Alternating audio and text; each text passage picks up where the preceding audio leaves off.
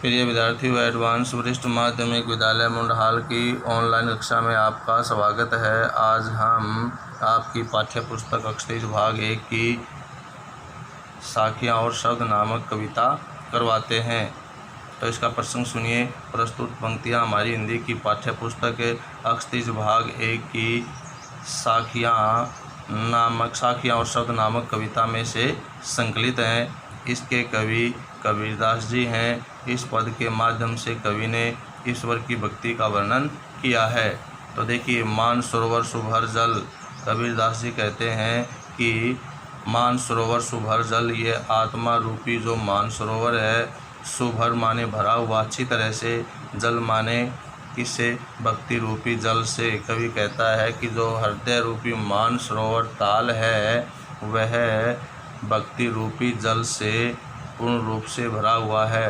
हंसा केली कराही, और उसमें आत्मा रूपी हंस क्रीड़ा करते रहते हैं। कराही माने करना, केली माने क्रीड़ा करते रहते हैं।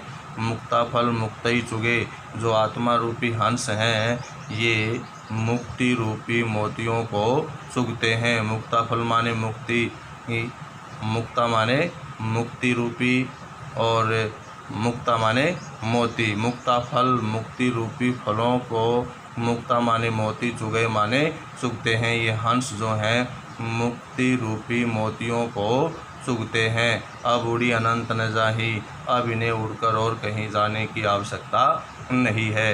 यानी इन आत्मा रूपी हंस की सारी इच्छाएं इस मान सरोवर ताल में पूर्ण होती हैं।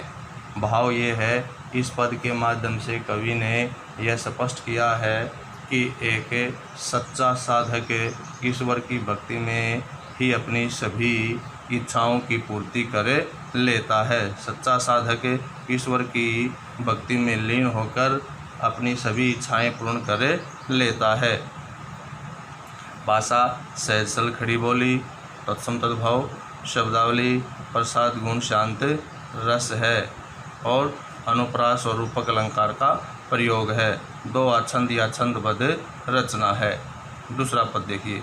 प्रेमी ढूंढत मैं फिरो, प्रेमी मिले न कोई। इस पद के माध्यम से कवि स्पष्ट करता है कि एक सच्चा साधक यानी सच्चा ईश्वर का भक्त केवल सच्चे ईश्वर भक्त को ही ढूंढना चाहता है।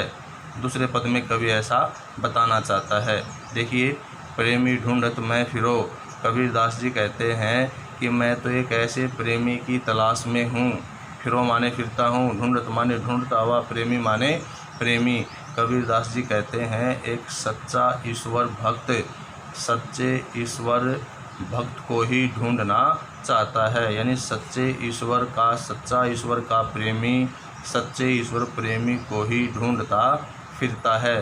प्रेमी मिलो न कोई, लेकिन कबीरदास जी कहते हैं कि मुझे ऐसा कोई सच्चा ईश्वर प्रेमी नहीं मिला। यानी मैं उस सच्चे ईश्वर प्रेमी की तलाश में हूँ, लेकिन मुझे ऐसा कोई सच्चा ईश्वर प्रेमी नहीं मिला। कैसा? जैसा कवि स्वयं है। प्रेमी को प्रेमी मिले। कबीरदास जी कहते हैं अगर सच्चे ईश्वर भक्त को सच्चा ईश्वर भक्त मिल जाए, सच्चे ईश्वर प्रेमी को सच्चा ईश्वर प्रेमी मिल जाए, सब विष अमृत होई, तो संपूर्ण विष जो है अमृत में बदल जाता है। यानी उसके लिए जितने भी विष हैं वे सभी विष अमृत में बदल जाते हैं। कवि का कहने का भाव यह है इस पद का कि एक सच्चा ईश्वर भक्त को, एक सच्चे ईश्वर भक्त को सच्चा ईश्वर भक्त मिल जाता है तो उसकी जीवन की सभी विषय वासनाएं समाप्त हो जाती हैं। विशेष वही आपका भाषा सहज सरल खड़ी बोली, तत्सम तद्भव, शब्दावली प्रसाद गुण शांत रस है, अनुप्रास अलंकार और छंद मुक्त और छंदबद्ध रचना है। तीसरा पद देखिए। यहाँ इस पद के माध्यम से कवि स्पष्ट करना चाहता है क्या कि अज्ञानता का और ज्ञान का वर्णन करता है। यानी अज्ञानता जो है वो मनुष्य को अज्ञान की ओर ले जाती है और ज्ञानी मनुष्य को पीछे धकेलने की कोशिश करती है, ये अज्ञानता। तो देखिए, हस्ती चढ़ी है ज्ञान को। कबीरदास जी कहते हैं, मनुष्य को संबोधित करते हुए कहते हैं कि हे मनुष्य, हस्ती चढ़ी है ज्ञान को, तुम इस ज्ञान रूपी हाथी पर सवार हो जाइए। हस्ती माने हाथी चढ़ी है माने सवार हो जाइए, ज्ञान को माने कबीरदास जी कहते हैं कि हे मनुष्य, तुम इस ज्ञान रूपी हाथी पर सवार हो जाइए। कैसे? सहज दुलीचा डारी, सहज स्वभाव का, दुलीचा माने गलीचा, डारी माने डालकर। कबीरदास जी कहते हैं कि हे मनुष्य, तुम इस ज्ञान रूपी हाथी पर सहज स्वभाव का गलीचा डालकर उस पर सवार होकर आगे बढ़िए, आगे चलता रहिए। स्वान रूप संसार है। कबीरदास जी कहते हैं स्वान माने कुत्ता, यह अज्ञानी संसार तो उस कुत्ते के समान है। समान रूप संसार, समान का अर्थ कुत्ता, तो यह अज्ञानी संसार तो उस कुत्ते के समान है। भूखन दे झक मारी, जो भूखन माने जैसे कुत्ता भोगता रहता है, झक माने व्यर्थ में, तो यह संसार तो उस कुत्ते के समान व्यर्थ में झक मारता रहता है, यानी व्यर्थ में ज्ञानी मनुष्य की आलोचना करता रहता है। भाव ये है कवि का कि मनुष्य को, ज्ञानी मनुष्य को अज्ञानी मनुष्य की व्यर्थ की बातें नहीं सुननी चाहिए, बल्कि उसे भगवान की भक्ति में लगातार लीन रहना चाहिए। विशेष वही आपकी भाषा, सहजल खड़ी बोली, तत्सम तद्भव शब्दावली, प्रसाद गुण, शांत रस है, अनुप्रास अलंकार का प्रयोग है, छंदबद्ध रचना है। अगला है पखा पखी के कारनेय। कबीरदास जी कहते हैं यहाँ पक्ष विपक्ष का वर्णन करते हुए कवि मनुष्य को संबोधित करता है। पखा पखी के कारनेय यानी पक्ष और विपक्ष के कारण सब जग रहा भुलान, यह संपूर्ण संसार इस ईश्वर को भूलता हुआ जा रहा है। यह संसार पक्ष विपक्ष के लड़ाई झगड़े और पक्ष विपक्ष में उलझकर, लड़ाई झगड़े में उलझकर ईश्वर का स्मरण करना भूल रहा है। निरपक होई के हरि भजे।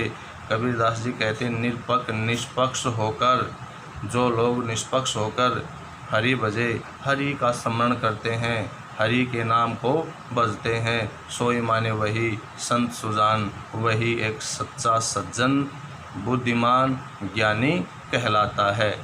तो यहाँ इस पद के माध्यम से कवि स्पष्ट करता है कि मनुष्य को पक्ष विपक्ष के चक्कर में न पड़ करके एक सच्चे ईश्वर की भक्ति में लीन रहना चाहिए।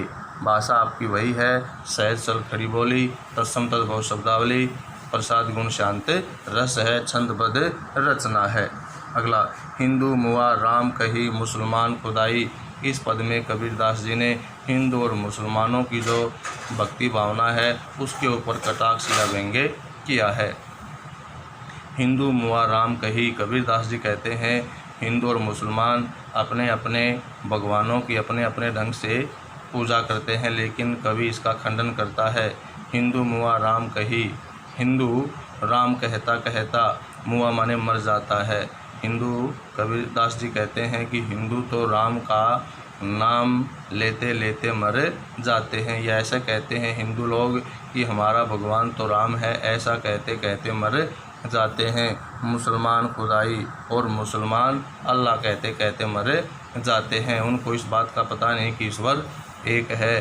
कहे कबीर सो जीवता। कबीरदास जी कहते हैं कि संसार में केवल वही जीता है।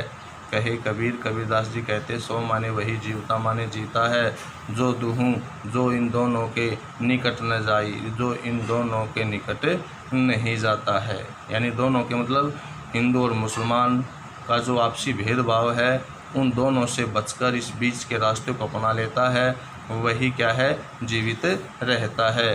कवि का कहने का भाव है कि मनुष्य को ईश्वर के रहस्य को समझना चाहिए, उसे न तो हिंदू और न मुसलमान के चक्कर में पड़ना चाहिए, बल्कि उसे ईश्वर की भक्ति करनी चाहिए। विशेष वही है आपके। अगली लाइन से काबा फिरी काशी भया रामी भया रहीम।